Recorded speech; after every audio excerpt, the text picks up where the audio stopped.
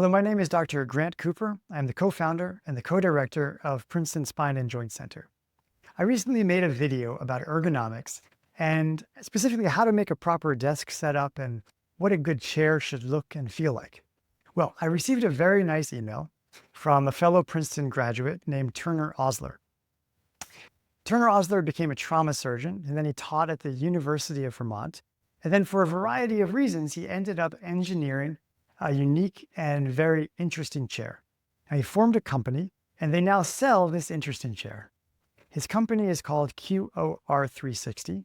And in many ways, his chair, which I happen to be sitting on right now, is to traditional chairs what the barefoot shoe is to supportive shoes. Dr. Osler's idea is that we spend so much time sitting and we design fancy, comfortable chairs that support this and support that. And as a result, our own muscles go to sleep. And then no matter how well our expensive chairs support us, it's still not good for us because our muscles should be supporting us. Dr. Osler's chair is the opposite of a luxuriously comfortable chair. His chair is more like sitting on a much better designed ergonomic medicine ball. His chair is minimally unstable. There's no lumbar support. And this design forces you to engage your own core muscles while you sit. I've been using his chair for a while, and I'll say that it's not uncomfortable. His chair is definitely more of an active sitting experience than sitting in a chair with great lumbar support and a nice headrest. Honestly, his chair reminded me of Barefoot Shoes. Now, if you haven't heard of them, Barefoot Shoes are shoes that give your feet and your ankles very minimal support. Barefoot shoes protect you from stepping on sharp pebbles. They protect you from the roughness of the ground, but otherwise, barefoot shoes allow your foot and your ankle to have to support themselves as though you were running barefoot. In this way, the idea goes that barefoot shoes make you build up the muscles in and around your foot and ankle, and ultimately this makes you stronger, more stable, and in less pain.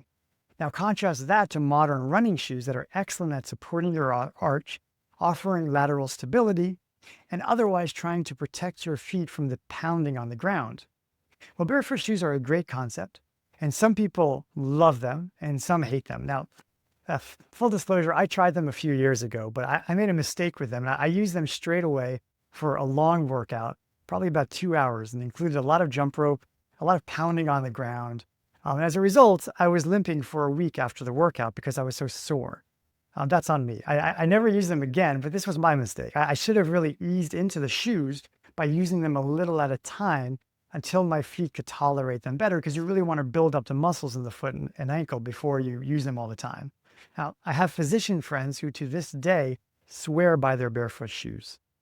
Now, Dr. Osler's chair is less of a dramatic change for your body as compared with barefoot shoes. According to Dr. Osler, it's still a good idea to ease into using the chair so your body can get used to using it before you use it all day. For me, I used the chair for about 20 minutes the first day, and I was fine with it, so I just use it whenever I want now. Now, with that said, I don't sit all day for work, so if I were going to sit all day, I'd probably ease into the chair more. Maybe I would do 20 minutes the first day, then an hour, and then 2 hours, and so on and so forth, just to be sure I wasn't too sore after using it. There are some really cool things about this chair. So one is they did an independent study in England that showed that using the chair resulted in a boost of metabolism up to 30%, while using as compared with using a more traditional chair. So if you have a sedentary job at work, then this increased energy expenditure is definitely going to add up, and it's going to help combat weight management issues and just help with your overall health. The other big hope is that by using a chair that requires you to engage your core, you minimize the chance of developing back pain, or you help to eliminate the back pain if you have pain at present, and especially if you have to sit a lot during the day. Now, indeed, they have a lot of reviews that attest to their success in helping with back pain, but as of yet, there are no studies. So for all of our young researchers out there, this would be a great study to look at whether sitting in a chair like this, particularly for sedentary workers, if that helps prevent or helps to treat back pain. So hopefully there's a young researcher out there that's going to take that up and run with it.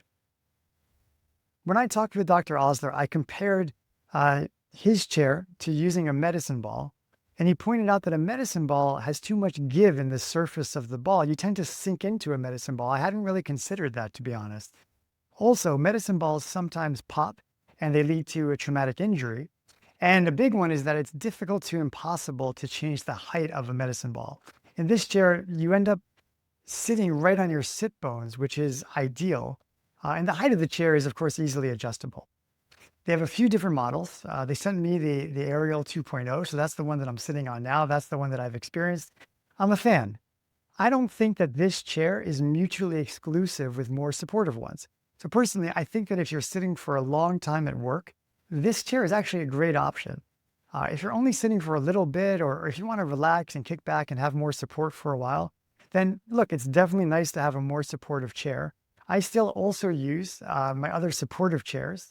I still like those. And really it depends on your goals for that part of the day uh, while you're sitting. But for those of you out there with sedentary jobs where you're sitting in front of a computer all day, this really can be a great option and you might want to try it out. Remember, even though you're boosting your metabolism, even though you're engaging your core with this chair, and hopefully this chair might be helping you to avoid back pain, you should still be getting up and stretching and moving around periodically. Spines and joints, they love active movement.